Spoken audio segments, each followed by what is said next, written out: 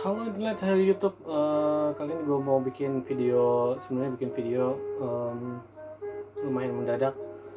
Gue mau ngasih 10, mungkin 10 tips aja ya. 10 tips buat cowok, entah cowok mau ngekos atau cowok yang baru keluar dari sekolah, baru lulus, buat ngadepin di luar. 10 tips apa ya? Pertama, gak ada yang peduli apa yang lo pikirin. Sekarang kita tuh cowok, sebagai cowok tuh mikir pasti kita maunya jadi underdog, jadi kita mau develop diri kita gitu, mau improve diri kita. Kita nggak peduli sama orang yang mau ngomong apapun, yang penting kita develop. Tapi sebenarnya itu ada bagusnya, ada jeleknya juga. Ada bagusnya, kita bisa ngasih kejutan ke orang yang mungkin sebelumnya ngelihat kita sebelah mata, dan selanjutnya tuh kita tiba-tiba hilang nih, tapi pas kita balik itu kita punya improvement yang luar biasa. Jadi itu bakal bikin mereka terkejut. Tapi dalam jangka panjang itu enggak terlalu menjamin, karena sikap keterkejutan mereka itu enggak berpengaruh apa-apa sama kita. Nah, aku mau ngasih tahu kalau misalnya lebih baik kalau kita itu kita tunjukin apa ketertarikan kita tunjukin apa yang sedang kita kerjakan. Tapi bukan maksudnya kita pamer, tapi kita mungkin kalau misalnya ada yang mungkin tahu kalau misalnya kita itu sedang develop tentang pengetahuan kita, entah kita belajar komputer, entah kita mendalami filosofi, entah kita mungkin mulai manage uang kita juga tanya-tanya sama orang lain. Karena siapa tahu nanti di waktu kedepannya, kalau kita ngasih tahu kalau apa ketertarikan kita, ada suatu jalan atau ada suatu mekanisme yang bisa bikin atau bisa membawa kita ke orang yang tepat gitu. Terus kedua, work on with your style. Orang bilang iya, jangan lihat orang dari covernya, atau jangan lihat buku dari sampulnya. Tapi mau nggak mau di dunia nyata realistis itu kita selalu menilai orang dari covernya.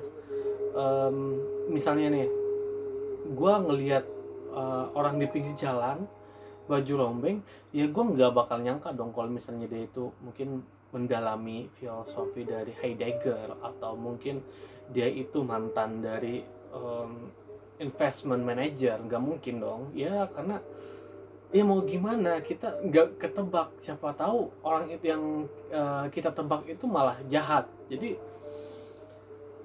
apapun yang terjadi, orang bakal tetap menjudge kita by its cover, karena ya itu manusia gitu loh, nggak bisa dipungkiri. Maka dengan itu, bekerjalah atau perbaruilah pengetahuan kalian tentang style gitu. Nah, ada beberapa tips sebenarnya, tapi ini mau aku ceritain tapi lumayan panjang, cuman aku ngomong singkat aja. 3 tips buat style itu apa yang perlu difokusin, karena kita nggak bisa fokus ke semua, karena kita bukan model dan kita bukan stylist, bukan bukan ya orang yang ahli dalam stylist. Tapi ada 3 yang wajib dia tahu. Satu, itu di keadaan apapun wajib punya sport coat. Sport coat itu dia kayak tuxedo, dia kayak kayak jas, kayak jas yang buat orang kantoran rapat, cuman dia bisa dipasangin sama baju kaos atau baju polo kerah begini gitu loh. Dapetin satu itu, dan dasi tentu satu pasang. Terus kedua, karena gini alasannya, karena sport coat itu bisa dipakai buat pasangan apapun, mau celana jeans, mau celana satin, mau celana kantoran, dia bakal tetap cocok asal kalian bisa mixing warnanya gitu. Jadi nanti apapun yang kalian hadapin di depan, mau kencan, mau kalian mau ada interview, atau mau ada entahlah, siapa tahu ada apapun di depan yang perlu kalian buat masuk ke acara yang cukup formal, jadi kalian siap di situ, tampil classy lah gitu. Terus tips kedua dalam stylist itu, kalian harus cari tahu gimana bau wangi tubuh kalian, dan gimana cara mixing itu dengan parfum yang kalian cocok gitu. Jadi kalian tuh harus riset parfum apa yang cocok sama wangi badan kalian, karena ya tiap orang itu subjektif dan wangi parfum yang cocok di badan itu beda-beda. Nah itu dengan tanda pendek kalian belajarlah apa itu eau de toilette, apa itu eau de parfum, cologne atau deodoran. Belajar itu penting karena kalian perlu kelihatan rapi, sehat dan wangi. Terus ketiga, kalian juga harus perhatiin kalian tuh cocoknya pakai style rambut apa gitu. Entah itu style rambut kalian diurus dengan shampoo kek, dengan pomade kek, dengan conditioner, dengan waxing atau dengan atau bahkan botak gitu. Kalian harus cari sekali seumur hidup paling enggak tiga style rambut yang cocok di kepala kalian itu. Terus tips ketiga itu kalian itu setelah keluar dari SMA kalian tuh nggak bakal ketemu kayak dunia yang sempurna, yang kayak kalian bayangin dulu bahwa kalau udah lulus SMA itu bakal kuliah dengan mulus. Enggak, kalian nggak bakal kuliah dengan mulus kalau kalian nggak menjalani gitu. Dan untuk menjalani itu berat, aku nggak bilang mustahil, tapi itu berat. Dan gimana biar itu sedikit ringan, yaitu dengan kalian cari apa kesukaan kalian. Karena kalian nggak bisa buat setelah lulus kuliah ya tinggalin aja, nanti suatu saat bakal datang kok passion. Enggak, kalian harus nyari secara aktif gitu. Karena aku juga udah pernah terjebak, bahkan sampai sekarang pun aku masih mencari-cari. Aku udah ketemu banyak passion, tapi aku mencari-cari di mana aku bisa masuk di tempat yang fit, yang dimana aku ngerasa nyaman dan aku bisa sustain living, aku bisa strive, aku bisa menghidupi kehidupanku sehari-hari dari passion itu, entah dari komputer atau dari otomotif, entah dari kamera atau fotografi, entah dari writing atau blogging atau video, mungkin bikin video kayak gini. Terus tips kelima itu paling enggak belajar bela diri 1 kali. Bela diri kenapa? Gini, aku nggak bilang tekniknya penting, enggak.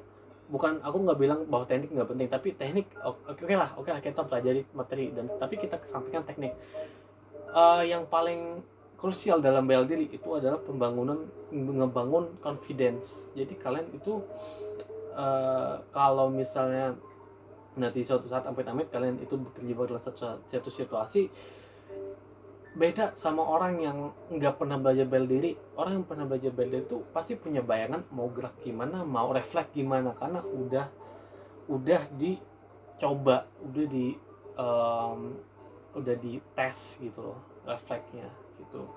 Dan even kalau misalnya kalian nggak belajar secara formal pun kalian bisa kok, banyak kok materi-materi tentang video. Tapi ya susah kalau belajar cuman tentang materi, karena kalian harus praktek. Ya paling nggak 1 kali kalian harus masuk kelas bela diri gitu.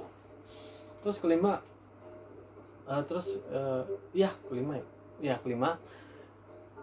atur pola makan kalian. Terutama kalau sejak 20 tahun ke atas, itu atur pola makan kalian. Karena kalau misalnya dari umur 14 sampai ke 19 itu aku rasa kita masih naik turun ya. Maksudnya itu kita masih bisa menaik turunkan berat badan dan bentuk badan dengan sesuka hati. Tapi kalau udah 20 tahun ke atas itu badan itu udah nggak fleksibel dulu, dan itu perlu dirawat dan itu perlu dilatih kalau mau badan yang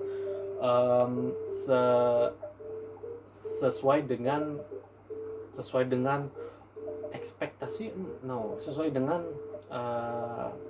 badan yang kalian nyaman gitu. Paling nggak, walaupun nggak seatletis yang kalian impikan, tapi paling nggak nyaman gitu loh.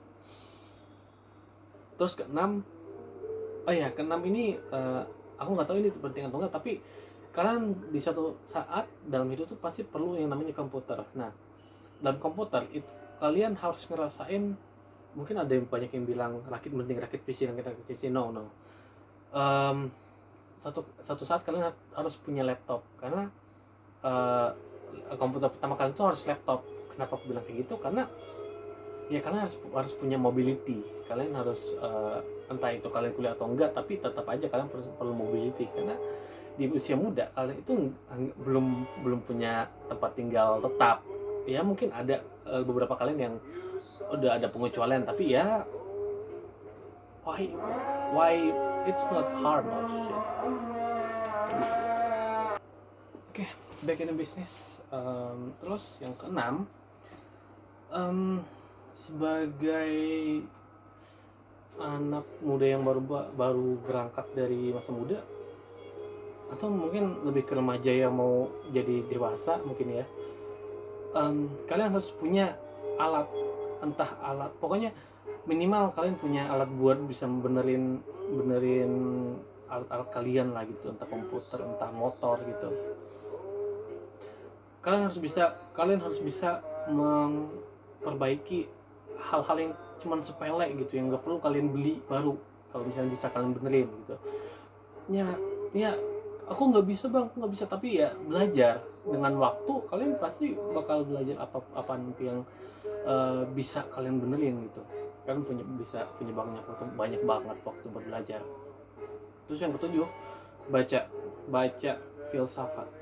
Baca ya, walaupun nggak penting, tapi baca satu lah buku, entah oke, enggak filsafat, tapi baca paling nggak minimal satu buku, apapun itu, entah buku finansial, buku tentang filsafat, entah itu novel, entah itu buku pelajaran, tapi baca aja satu buku sampai selesai.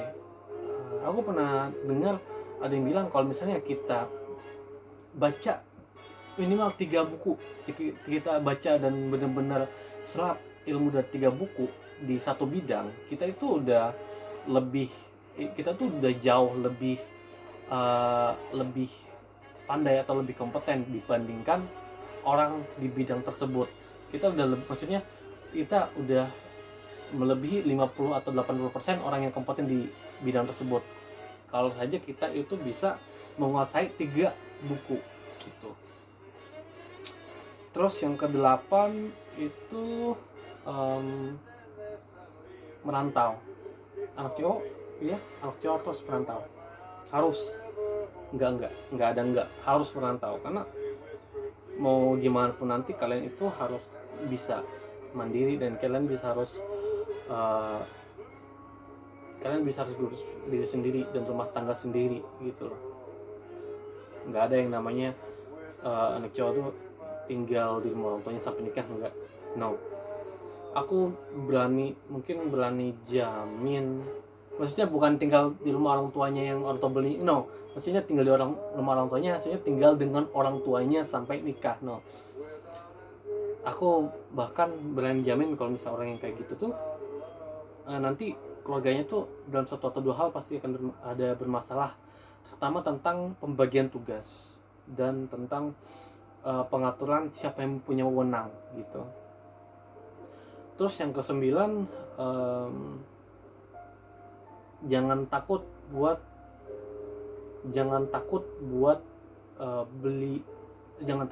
beli barang bekas. Iya, karena suatu saat kalian pasti kalian pasti akan terjebak dalam situasi di mana kalian harus save money, kalian tuh harus irit.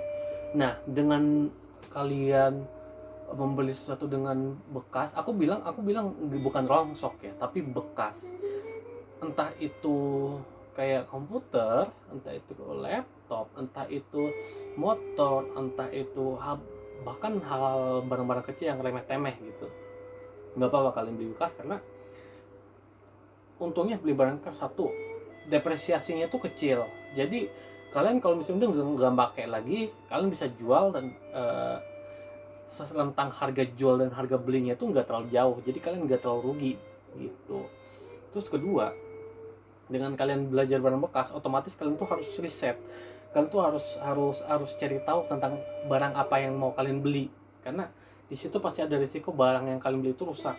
Nah, dari situ kalian bakal dapat pengetahuan baru, gimana cara milih barang yang bagus, gimana cara gimana cara memperbaiki barang yang udah rusak kayak gitu tadi gitu. Terus dengan mungkin kalian dapat barang yang rusak tapi masih bisa diperbaiki, dan nilai memperbaiki itu nilai itunya tuh lebih kecil daripada beli baru gitu loh. Nilai restorasi itu lebih kecil dari nilai baru gitu.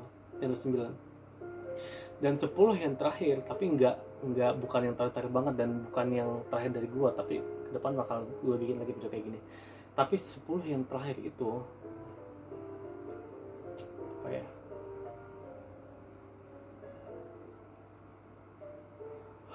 Bikin standar. Kalian harus punya standar. Maksudku standar itu bukan maksudnya kalian harus kayak kalian bukan harus kayak nentuin kalau misalnya kalian itu harus dapat gaji segini atau dapat cewek yang kayak gitu.